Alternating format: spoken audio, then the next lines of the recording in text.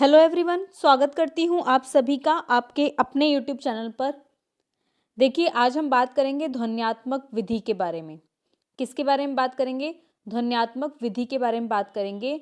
और ये विधि second grade के सिलेबस में मेंशन की गई है, पेपर सेकंड में, हिंदी के। ठीक है, तो आज हम ध्वन्यात्मक विधि के बारे में बात करेंगे। हम लगभग 15 से 16 विधियाँ कर चुके हैं ऑलरेडी। आज हम एक नई विधि पढ़ेंगे जो कि है ध्वन्यात्मक विधि। किसी भी टीचिंग एग्जाम की प्रिपरेशन आप कर रहे हैं, यहाँ से जुड़िए, आप दोस्तों को जोड़िए, ठीक है, ताकि उनको भी फ़ायदा हो। सभी लोग अफोर्ड नहीं कर पाते हैं कि वो बाहर जाकर इतनी मोटी भारी भरकम फीस लगाकर पढ़ें, तो आप प्लीज़ उनको यहाँ से जोड़िए। चलिए बात कर लेते हैं ध्वन्यात्मक विधि के बारे में। ध्वन्यात्मक विधि के बारे में बात करने से पहले आप चैनल को ज़रूर सब्सक्राइब कर दीजिएगा, ठीक है। बेल आइकन को ज़रूर प्रेस करना, क्योंकि जो भी नोटिफिकेशन आपके पास मोबाइल में आएंगे, जो भी मैं वीडियो अपलोड करूँगी, सबसे पहले नोटिफिकेशन आप लोगों के पास में आ जाएंगे, ठीक है।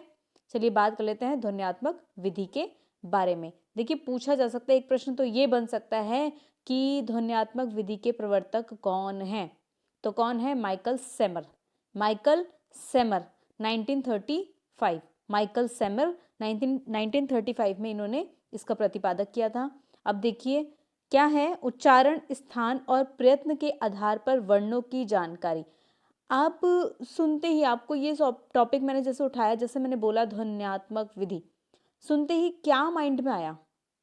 कुछ चला होगा माइंड में, कुछ क्लिक हुआ होगा माइंड में कि ध्वन्यात्मक यानी कि साउंड, यानी कि कोई ध्वनि, उससे रिलेटेड है फिर तो, है ना? सही बात है।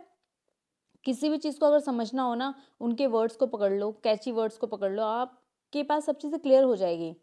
ज़्यादा उसमें अपना दिमाग एक्स्ट्रा लगाने की कोई ज़रूरत नहीं पड़ती है। तो ध्वन्यात्मक से मतलब है ध्वनि से रिलेटेड है, ध्वनि से रिलेटेड है, ठीक है। उच्चारण स्थान, आप सभी जानते हैं, मैंने पहली या दूसरी क्लास, शायद हिंदी की पहली या दूसरी क्लास, अभी तो ये शिक्षण विधियाँ हैं, लेकिन जो हमारा निःशुल्क बैच चल रहा है हिंदी ग्रामर, संपूर्ण हिंदी ग्रामर, उसमें मैंने बात की थी पहली या दूसरी क्लास में बात की थी उच्चारण स्थान के बारे में, कि कहाँ से कौन सा शब्द उच्चरित होता है, ठीक है। तो देखिए, उच्चारण स्थान और प्रयत्न के आधार पर वर्णों की जानकारी ध्वन्यात्मक विधि से की जाती है, ठीक है। वहाँ हमने बात की थी कि कहाँ से मूर्धन्य, कंठय, तालव्य, कहाँ से कौन सी ध्वनि विकसित हो रही है, कहाँ से कौन सी ध्वनि का जन्म हो रहा है, वो बातचीत हमने बड़े डिटेल में कर ली थी। आपने वीडियो नहीं देखी, आप जाइए, आप वीडियो को देखिए, ठीक है। तो यहाँ पर क्या बात बोली गई है? उच्चारण स्थान, जहाँ से भी कोई भी ध्वनि उच्चरित होती है, ठीक है। प्रयत्न के आधार पर, भाई कहीं पर किसी को फोर्स होता है, प्रयत्न लगाना पड़ता है, ठीक है, के आधार पर वर्णों की जानकारी ध्वन्यात्मक विधि से की जाती है। इतनी बात क्लियर रखना। तो ध्वन्यात्मक विधि को ध्वनि साम्य विधि भी कहते हैं। ये देखिए, इसका ना एक अन्य नाम है, ये इसका एक अन्य नाम है। या तो आपसे ये भी पूछ लेगा ऑप्शन में, या ये पूछ लेगा, तो दोनों ही क्या है? सेम है। ध्वन्यात्मक विधि को ध्वनि साम्य विधि भी कहा जाता है। क्या कहा जाएगा? ध्वनि साम्य विधि कहा जाएगा। इतनी बात क्लियर है? आगे बढ़ जाएं, बहुत मुश्किल नहीं है ना। चलो आगे बढ़ जाते हैं। ये देखिए, इस विधि का प्रयोग व्याकरण और भाषा विज्ञान में किया जाता है। इस विधि का जो प्रयोग है वो कहाँ कहाँ होगा? व्याकरण में होगा और भाषा विज्ञान में होगा, ठीक है। देखिए, समान उच्चारण वाले, ये सम्मान लिख दिया है क्या? समान यानी कि जो सेम होते हैं, ठीक है, समान, सिमिलर। समान उच्चारण वाले शब्दों को इस विधि द्वारा स्पष्ट किया जाता है। किस विधि द्वारा स्पष्ट किया जाता है? ध्वनि साम्य विधि द्वारा। कैसे? जैसे देखिए, इसमें ना जो साउंड निकलेगी ना, वो सिमिलर होगी। जैसे कल, चल, नल, पल, हल, इस तरह से। तो पीछे क्या आ रहा है इसमें? ल ल ल ल, तो जो हमारा साउंड है, लयात्मकता बन रही है उसमें, ठीक है, एक ध्वनि सेम आ रही है। तो समान उच्चारण वाले शब्दों को इस विधि द्वारा स्पष्ट किया जाता है। याद कीजिए वो पुराने दिन अपने, जब आप स्कूल में पढ़ा करते थे और आपको इस तरह की बुक स्कूल से अवेलेबल होती थी, उसमें इसी तरह से मैडम पढ़वाया करती थी, ज़ोर ज़ोर से पढ़वाया करती थी, ठीक है। और साथ साथ हम एक स्वर में बोलते थे, चल, कल, पल, हल, नल, कहते थे, बोलते थे ना साथ में। चलिए, तो ये वही है, एक ही समान स्वर वाले, समान उच्चरित होने वाले, समान ध्वनियों वाले शब्द एक साथ बुलवाए जाएंगे। नाम, काम, धाम, राम, है ना, इस तरह के जो साउंड्स आएंगी, जो ध्वनि आएगी वो समान आएंगी। ठीक है, आगे बात कर लेते हैं। नवीन शब्दों की जानकारी ध्वन्यात्मक विधि से मिलती है। नवीन शब्द जो होंगे, नए शब्द जो होंगे, उनकी जानकारी भी ध्वन्यात्मक विधि से ही मिलती है। इस विधि का मुख्य रूप से उपयोग अंग्रेजी व्याकरण में होता है। क्वेश्चन बन सकता है कि जो ध्वन्यात्मक विधि है, इसका जो उपयोग है मुख्य रूप से कौन सी भाषा या फिर कौन से व्याकरण के लिए होगा? तो याद रखिएगा, अंग्रेजी व्याकरण के लिए होगा। कौन सी व्याकरण? अंग्रेजी व्याकरण के लिए होगा जो ध्वन्यात्मक विधि है उसका। ठीक है, देखिए अंग्रेजी में कुल वर्णों की संख्या होती है 26। हम सभी जानते हैं कि अल्फाबेट्स कितने हैं? 26 हैं। हम सभी जानते हैं ना, कोई इससे वंचित तो नहीं है। तो अगर वंचित हो, अगर नहीं पता तो अब जान लेना। अंग्रेजी में कुल वर्णों की संख्या कितनी होगी? 26 होती है, जबकि ध्वनियों की संख्या कितनी होगी? 44। कितनी होगी? 44। ठीक है, तो देखिए यहाँ पर अंग्रेजी व्याकरण का मुख्य रूप से उपयोग किया जाता है ध्वन्यात्मक विधि से। अंग्रेजी में क्या कॉन्सोनेंट्स और वॉवल्स भी ऐड हो जाते हैं, कॉन्सोनेंट्स और वॉवल्स। ठीक है, आपको ध्यान होगा।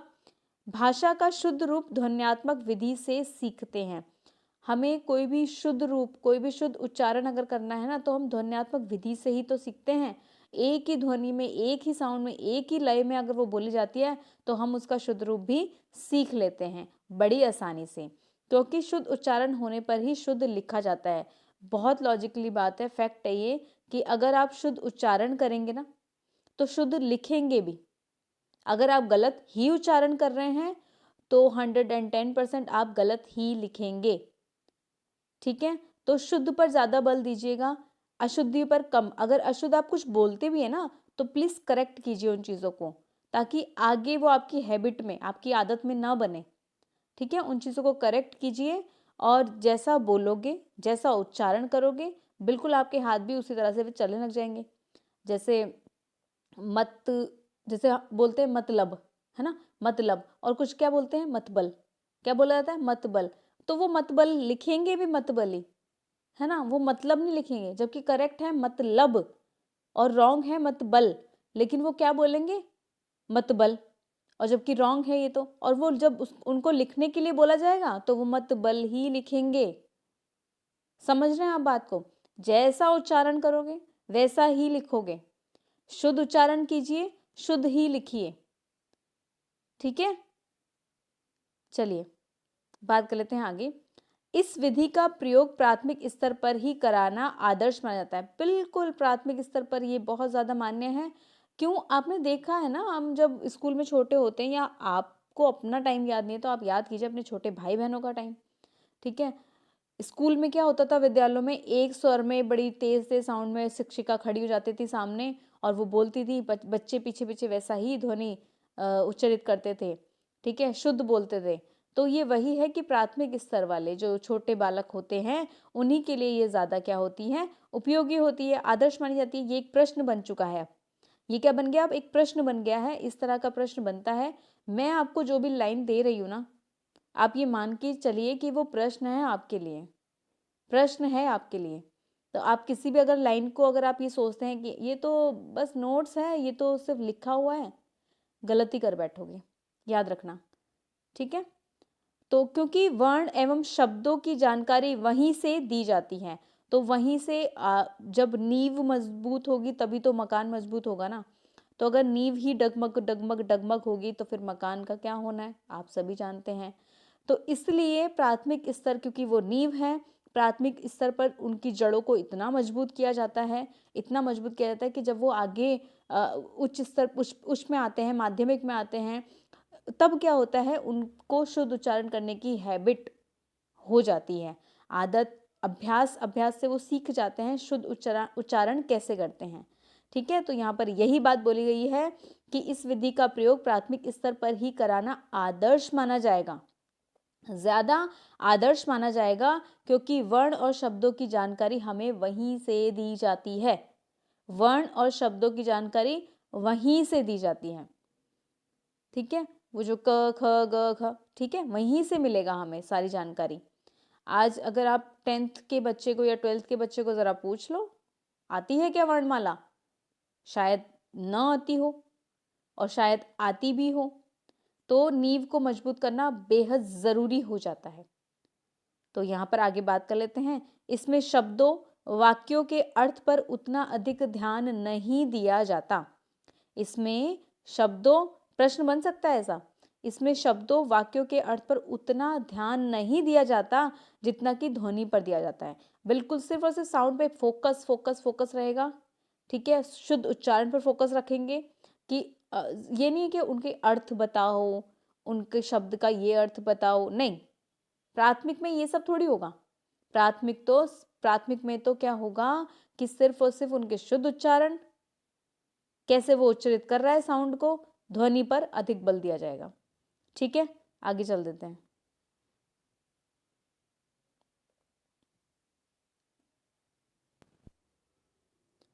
देखिए, ध्वन्यात्मक विधि को अधिक प्रभावी बनाने हेतु देखो और कहो तथा विश्लेषण विधि दोनों को संयुक्त रूप में प्रयोग में लाया जाता है। प्रश्न बन गया, ठीक है। दोनों को संयुक्त रूप से प्रयोग में लाया जाएगा। देखो और कहो, आपने देखा ही होगा कि बुक्स में जब एक साथ एक ही लयात्मकता के साथ, एक ही ध्वनि के साथ में कुछ शब्द दिए जाते हैं, चल, कल, पल, हल, तो वो क्या करते हैं, उनको देखते हैं और कहते हैं, ठीक है। ये देखो, ये वाला पॉइंट है ना, ये बहुत महत्वपूर्ण है। अगर कुछ भी नहीं बनेगा ना इस विधि में से, तो ये प्रश्न बनेगा इस विधि में से, ठीक है। यह संश्लेषणात्मक विधि है, यह संश्लेषणात्मक विधि है, ठीक है। ये याद रखना आप।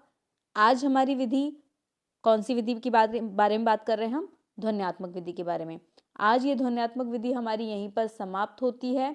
कल मैं आऊँगी एक नई सी विधि के साथ में। बहुत मज़ा आने वाला है, बहुत इंटरेस्टिंग और बहुत सरलीकरण करके बताती हूँ मैं आपको, ठीक है। तो बने रहिए, जुड़े रहिए, साथ में जो भी आपके दोस्त हैं, सखा है, सखी है, उनको सबको जोड़िए, ठीक है। सभी का क्या होना चाहिए? फ़ायदा होना चाहिए। सभी को शिक्षा, कोई भी शिक्षा से वंचित न रहे। चलिए, अब कल बात करेंगे एक अलग सी नई सी विधि के बारे में। सभी लोग अपना अपना ध्यान रखिएगा। धन्यवाद।